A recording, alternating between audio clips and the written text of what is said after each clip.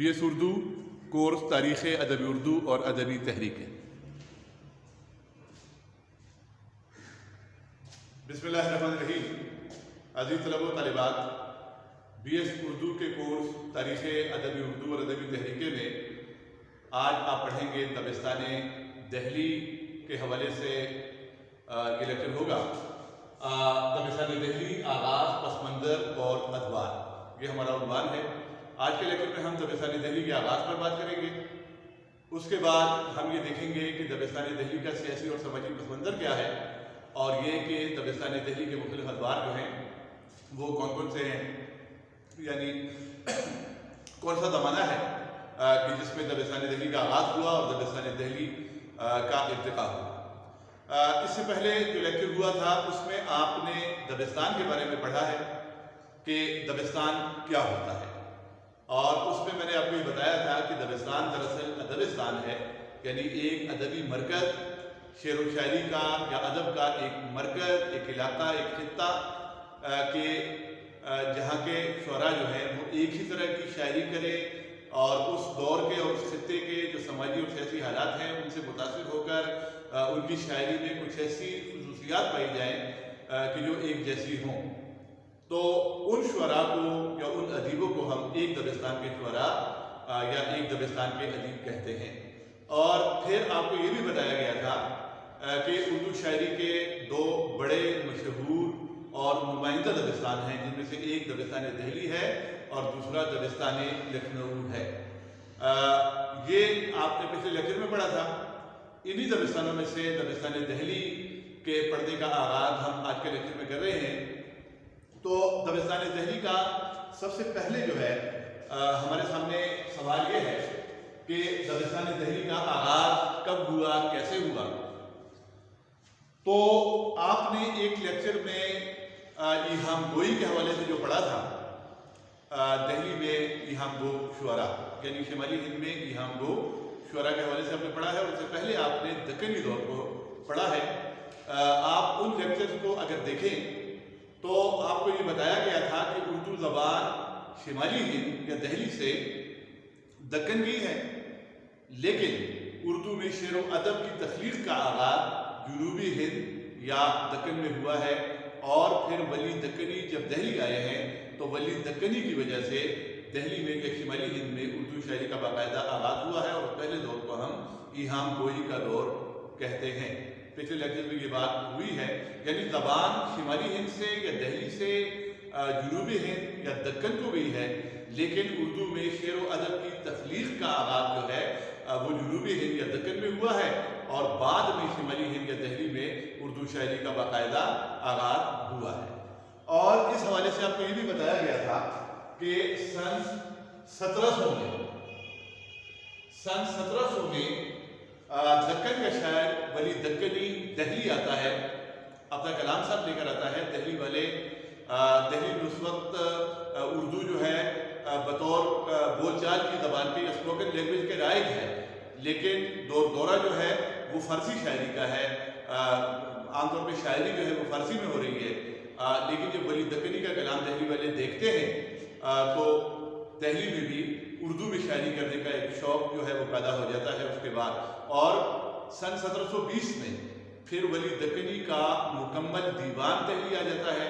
اس دیوان کو جب دہلی کے فارسی گو شعراء دیکھتے ہیں تو وہ بھی راغب ہو جاتے ہیں اردو شاعری کی طرف، اور وہ بھی اردو میں شاعری شروع کر دیتے ہیں۔ تو اسی دور سے، یعنی دہلی میں یا شمالی ہند میں جب اردو شاعری کا آغاز ہوتا ہے تو دبستان دہلی کا آغاز ہو جاتا ہے، اور اس کے بعد حالی اور داغ کے دور تک، غالب اور غالب کے بعد حالی اور داغ کے دور تک جو شاعری ہوتی رہی ہے اسے ہم دبستان دہلی کی شاعری کہتے ہیں۔ تقریباً 150 برس کا یہ عرصہ ہے۔ اس دور میں دہلی میں یا دہلی کے قرب و جوار میں جو شاعری ہوئی اسے ہم دبستان دہلی کی شاعری کہتے ہیں، اور اس دور میں دہلی اور دہلی کے قرب و جوار میں جو شعراء پیدا ہوئے ان شعراء کو ہم دبستان دہلی کے شعراء کہتے ہیں۔ تو آغاز کو دبستان دہلی کا اس انداز میں ہوا ہے۔ اس کے بعد سیاسی اور سماجی پس منظر کی طرف ہم آتے ہیں کہ اس شاعری کا سیاسی اور سماجی پس منظر جو ہے وہ کیا ہے۔ تو دبستان دہلی کا آغاز جس دور میں ہوتا ہے وہ مغلیہ سلطنت کے زوال کا دور ہے، اور اسی دور میں دبستان دہلی کا جو دور ہے، اسی دور میں مغلیہ سلطنت پر زوال آیا اور بالآخر اس کا خاتمہ بھی اسی دور میں ہوا۔ یہ جو پیریڈ ہے، یہ جو دور ہے جس کو ہم دبستان دہلی کا دور کہتے ہیں، یہ انتہائی ابتری کا اور انتہائی مغلیہ سلطنت کی ابتری اور زوال کا یہ دور ہے۔ تو اس دور کا پس منظر جاننے کے لیے ہم سب سے پہلے یہ دیکھتے ہیں کہ سن 1707 وہ سال ہے کہ جس سال اورنگزیب عالمگیر، عظیم مغلیہ شہنشاہ اورنگزیب عالمگیر کا انتقال ہو جاتا ہے، اور جب اورنگزیب عالمگیر کا انتقال ہو جاتا ہے تو اس کے بعد مغلیہ سلطنت کے زوال کے دن شروع ہو جاتے ہیں۔ اورنگزیب عالمگیر تک، بابر سے لے کر اورنگزیب عالمگیر تک یہ ایک عظیم مغلیہ سلطنت ہوتی ہے، لیکن جب اورنگزیب عالمگیر وفات پا جاتے ہیں تو اس کے بعد تخت نشینی کی لڑائیاں بھی شروع ہو جاتی ہیں، قتل و غارت گری کا بازار گرم ہو جاتا ہے، شہزادے آپس میں لڑنا شروع کر دیتے ہیں تخت کے لیے، ایک جو ہے تو دوسرے کو قتل کرتا ہے اور تخت پر قبضہ کرتا ہے، یہ سلسلہ شروع ہو جاتا ہے۔ دوسری طرف اندرونی شورشیں بھی سر اٹھانے لگتی ہیں، کہیں جاٹ ہنگامے برپا کرتے ہیں، کہیں مرہٹے شورش برپا کرتے ہیں، مختلف جو صوبے ہیں، مختلف جو علاقے ہیں وہاں بے چینی پیدا ہو جاتی ہے، مرکز کمزور ہو جاتا ہے، اور صوبے جو ہیں یا جو ریاستیں ہیں یا جو علاقائی مختلف علاقے ہیں تو وہاں بدامنی اور شورشیں اور بے چینی کا آغاز ہو جاتا ہے۔ دوسری طرف اسی دور میں بیرونی حملوں کا سلسلہ بھی شروع ہو جاتا ہے۔ نادر شاہ کا حملہ تاریخ کا ایک انتہائی المناک واقعہ ہے۔ نادر شاہ آفت بن کر ہندوستان پر نازل ہوا، اور اس نے جب دہلی پر حملہ کیا تو دہلی میں ہزاروں لوگوں کو اس نے تحت تیز کیا، اور ہندوستان کے خزانے، تخت طاؤس اور جو مال و دولت ہے تو یہ سمیٹ کر وہ یہاں سے لے گیا، اور ہندوستان میں اس نے بہت بڑی تباہی مچائی۔ احمد شاہ ابدالی کا حملہ بھی اسی دور میں ہوا، اور اس میں بھی ہزاروں لوگ قتل ہوئے، اور دہلی میں قتل و غارت گری کا بازار گرم رہا۔ تو یہ حالات ہیں، ایک طرف اندرونی شورشیں ہیں، دوسری طرف بیرونی حملے ہیں، اور مغلیہ سلطنت جو ہے وہ برائے نام رہ گئی ہے، اور دوسری طرف بادشاہ بھی ایسے آئے کہ جن میں جہاندار شاہ، محمد شاہ رنگیلا، احمد شاہ جیسے بادشاہ بھی ہیں کہ جو رنگ ڈلیوں اور رفس و سرود کے شیدائی ہیں، یعنی کہ طاؤس و رباب کا دور شروع ہو گیا، اور جو تیغ زنی کا دور تھا، تلوار کا دور تھا، اور جو فتوحات کا دور تھا وہ دور ختم ہو گیا، شمشیر الصنع کا دور ختم ہوا، اور طاؤس و رباب کا دور آ گیا، حکمران رنگ ڈلیوں میں مصروف ہو گئے، اور درباروں میں جہاں اہل علم کی قدردانی تھی ان کی جگہ ناچنے گانے والوں نے لے لی، اور اس طرح ایک عیاشیوں کے باب جو ہے وہ رقم کیے گئے بادشاہوں کی طرف سے۔ اور دوسری طرف کچھ ایسے بادشاہ تھے کہ جو انتظامی امور سے بالکل نابلد تھے، اور جن کی حکومت جو تھی وہ برائے نام تھی۔ مثال کے طور پہ شاہ عالم کے دور میں یہ مقولہ مشہور ہوا کہ سلطنت شاہ عالم از دلی تا پالم، مطلب یہ ہے کہ شاہ عالم کی جو سلطنت ہے یہ دہلی سے پالم تک ہے، پالم دہلی میں ہی ہے، دہلی کے ساتھ ہی ہے۔ تو یہ مقولہ جو ہے جس کا مطلب یہ ہوا کہ شاہ عالم کی سلطنت جو ہے وہ برائے نام ہے، باقی ہندوستان پر اس کا کوئی کنٹرول نہیں ہے، اور اس کی حکومت جو ہے وہ صرف دہلی تک محدود ہے۔ اب یہ حالات تھے کہ جن حالات میں دبستان دہلی کا آغاز ہوتا ہے اور دبستان دہلی کی شاعری ہوتی ہے، لیکن دوسری طرف ہم یہ دیکھتے ہیں کہ اس دور میں حالات اگرچہ ابتر تھے اور انتہائی ناگفتہ بھی تھے، ان حالات کا اثر عام لوگوں پر بھی پڑا۔ عام لوگ جو ہے وہ فاقے کرنے پر مجبور ہو گئے، معاشی طور پر، اقتصادی طور پر انتہائی بدحالی کا دور ہے، سیاسی اعتبار سے، اقتصادی اعتبار سے، ہر اعتبار سے یہ ایک انتہائی ابتری کا اور پریشانی کا دور ہے۔ اسی وجہ سے جب ہم دبستان دہلی اور دبستان لکھنؤ کا موازنہ کرتے ہیں آپس میں، تو ہمیں یہ چیز نظر آتی ہے کہ دبستان دہلی کی شاعری میں ہمیں درد و غم جو ہے یہ زیادہ نظر آتا ہے. دوسری طرف لکھنؤ کا جو دبستان ہے اسے آگے جا کر آپ پڑھیں گے, وہاں چونکہ فارغ البال تھے لوگ, امن و امان تھا اور حالات بہتر تھے, تو وہاں کی شاعری میں عیش و نشاط کی خوشی کی باتیں زیادہ ہیں, جبکہ دہلی کی شاعری میں درد و غم اور مایوسی کی باتیں زیادہ ہیں. لیکن یہاں جو پوائنٹ ہے وہ یہ ہے کہ سیاسی اعتبار سے, اقتصادی اعتبار سے, سماجی اعتبار سے یہ ابتری کا دور ہے, پریشانیوں کا دور ہے, افراتفری کا دور ہے, انتشار کا دور ہے. لیکن دوسری طرف شاعری کے حوالے سے اگر ہم دیکھیں تو بہترین شعراء اسی دور میں دہلی میں پیدا ہوئے اور انہوں نے بہترین شاعری کی. پہلا دور کی ہم گوئی کا جب گزرتا ہے تو میر و سودا کا دور آتا ہے, جس میں ہمیں میر تقی میر, خواجہ میر درد, مرزا محمد رفیع سودا جیسے شعراء نظر آتے ہیں, جنہوں نے شاعری کو بامی عروج پر پہنچایا, اردو شاعری کو ایک مضبوط بنیاد فراہم کی اور ایک مضبوط روایت کا آغاز کیا. تو شاعری کے اعتبار سے یہ بہترین دور ہے, بڑی بہترین شاعری ہوئی ہے, اور اس دور میں شعراء نے اپنے دور کے حالات سے متاثر ہو کر شاعری کی ہے. انہوں نے غزلوں میں بھی دہلی کی تباہی اور قتل و غارت گری اور جو حالت زار تھی لوگوں کی, اس سے متاثر ہو کر انہوں نے ان حالات کی طرف غزلوں میں بھی اشارے کیے ہیں. اور بعض شعراء نے, مثال کے طور پہ حاتم نے اور میر نے اور سودا نے باقاعدہ شہر آشوب لکھے ہیں, اور ان شہر آشوبوں میں بھی انہوں نے اس دور کی دلی کی تباہی و بربادی اور دلی کے لوگوں کی حالت زار کو بیان کیا ہے.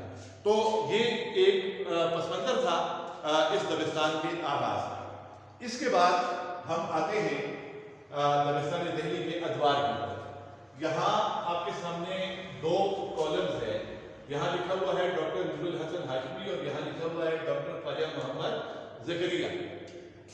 تو ڈاکٹر نور الحسن ہاشمی نے دبستان دہلی کا جو زمانہ ہے اسے 7 ادوار میں تقسیم کیا ہے, جبکہ دوسری طرف ڈاکٹر خواجہ محمد زکریا نے دبستان دہلی کے زمانے کو 3 ادوار میں تقسیم کیا ہے. اب ہم ان ادوار پر سرسری نظر ڈالتے ہیں. سب سے پہلے ہم ڈاکٹر نور الحسن ہاشمی کی جو تقسیم ہے اسے دیکھتے ہیں. ڈاکٹر نور الحسن ہاشمی نے دبستان دہلی کو جن 7 ادوار میں تقسیم کیا ہے ان 7 ادوار کے نام یہ ہیں. پہلا دور ولی سے پہلے کی شاعری. تھوڑی دیر پہلے میں نے آپ سے یہ بات کی کہ جب ولی دکنی دہلی میں آئے تو اس کے بعد دہلی میں باقاعدہ اردو شاعری کا آغاز ہوا, لیکن تھوڑی بہت اردو شاعری ولی دکنی سے پہلے بھی دہلی میں یا شمالی ہند میں ہوئی ہے. تو ڈاکٹر نور الحسن ہاشمی کے نزدیک وہ دبستان دہلی کا پہلا دور ہے. اس کے بعد دوسرا دور ایہام گوئی کا ہے. ڈاکٹر نور الحسن ہاشمی کہتے ہیں کہ دبستان دہلی کا دوسرا دور ایہام گوئی کا ہے. یہ ایہام گوئی کا دور آپ تفصیل کے ساتھ ایک لیکچر میں پڑھ چکے ہیں, اس کا لنک بھی میں ڈسکرپشن میں دے دوں گا, تو وہاں سے آپ دیکھ سکتے ہیں. تیسرا دور میر و سودا کا دور ہے, اور اسے اردو شاعری کا بہترین دور ہے, زرین یا دور زرین بھی یا گولڈن پیریڈ بھی کہا جاتا ہے. یہ دور جو ہے میر و سودا کا ہے. اس میں میر تقی میر ہیں, اس میں مرزا محمد رفیع سودا ہیں, اس میں خواجہ میر درد ہیں, اور دوسرے بھی نامور شعراء اس دور سے تعلق رکھتے ہیں. اب یہاں پر ہم جب اس دور کو دیکھتے ہیں تو میں نے ساتھ یہاں آپ کو اگر نظر آ رہا ہے تو آپ دیکھ لیں, اور میں آپ کو بتاتا بھی ہوں کہ شعراء کے نام کے ساتھ میں نے ان کا سن پیدائش بھی لکھا ہے, تاکہ آپ کو اندازہ ہو کہ ہم جس دور کو پڑھ رہے ہیں, جس دور پر بات ہو رہی ہے, وہ کون سا دور ہے. تو میر پیدا ہوئے ہیں 1723 میں اور سودا پیدا ہوئے ہیں 1716 میں. یہ میر و سودا کا دور ہے. اس کے بعد چوتھا دور جو ہے وہ مصحفی اور جرت کا ہے, یعنی غلام حمدانی مصحفی اور قلندر بخش جرت کا دور. پانچواں دور جو ہے یہ غالب ذوق اور ظفر کا دور ہے. غالب پیدا ہوئے ہیں 1797 میں, اور ذوق بھی ان کے ہم اثر ہے اور بہادر شاہ ظفر بھی ان کے ہم اثر ہے. بہادر شاہ ظفر کے آخری مغل تاجدار جو تھے, ان کا شاعری میں ان کے استاد تھے غالب بھی اور ذوق بھی, اور غالب اور ذوق کا تعلق جو تھا وہ بہادر شاہ ظفر کے دربار سے تھا. تو یہ ایک ہی دور ہے اور یہ مغلیہ سلطنت کا آخری دور ہے. اس کے بعد چھٹا دور حاجی اور داغ کا دور ہے. حاجی پیدا ہوئے ہیں 1837 میں اور داغ پیدا ہوئے ہیں 1831 میں. یعنی ان کی بیشتر شاعری جو ہے یہ انگریزوں کے دور کی ہے، مغلیہ سلطنت کے بعد کی ہے. اور اس کے بعد ساتواں دور جو ہے وہ شاگردان داغ کا ہے. داغ ایک نامور شاعر تھے، استاد شاعر تھے. پورے ہندوستان میں داغ کے شاگرد پھیلے ہوئے تھے. تو ان کا جو دور ہے تو وہ ڈاکٹر نور الحسن ہاشمی کے نزدیک ساتواں دور ہے. اب ہم ایک اور تقسیم کی طرف جاتے ہیں اور وہ تقسیم ہے ڈاکٹر خواجہ محمد زکریا کی. ڈاکٹر خواجہ محمد زکریا اردو کے ایک بڑے نقاد اور محقق ہیں. انہوں نے ڈاکٹر نور الحسن ہاشمی کی تقسیم سے اختلاف کیا ہے اور انہوں نے دبستان دہلی کے 3 ادوار جو ہیں وہ مقرر کیے ہیں. ان کے نزدیک پہلا دور میر و سودا کا دور، دوسرا دور غالب و مومن کا دور کا نام انہوں نے دیا ہے اس دور کو، اور تیسرا دور جو ہے وہ داغ و حاجی کا دور ہے. تو یہ مختلف ادوار ہیں. بہرحال ان ادوار کو اگر ہم دیکھیں تو یہ دور جو ہے دبستان دہلی کا یہ تقریباً 150 سال پر محیط ہے. اور اس 150 سال میں مغلیہ سلطنت جو ہے وہ زوال کا شکار بھی ہوئی، اس کا خاتمہ بھی ہوا. اور اس دور میں ہمیں دہلی میں اور شمالی ہند میں اردو شاعری کے حوالے سے بہترین شعراء ملتے ہیں. یہ تمام شعراء جن کے نام یہاں مختلف ادوار کے حوالے سے لکھے ہوئے ہیں یہ نامور شعراء ہیں اور بہت بڑے شعراء ہیں. لہذا اردو شاعری کے حوالے سے، اقتصادی اور سماجی حالات کے حوالے سے تو یہ ابتری کا، انتشار کا، افراتفری کا اور پریشانیوں کا دور ہے. لیکن شاعری کے لحاظ سے یہ ایک اہم دور ہے. اور اس کے بعد آئندہ لیکچر میں انشاءاللہ ہم دبستان دہلی کی خصوصیات کو تفصیل کے ساتھ پڑھیں گے. آج کے لیکچر میں ہم نے دبستان دہلی کے آغاز کو اور اس کے مختلف ادوار کو اور اس کے تاریخی اور سیاسی اور سماجی پس منظر کو پڑھا. اللہ حافظ.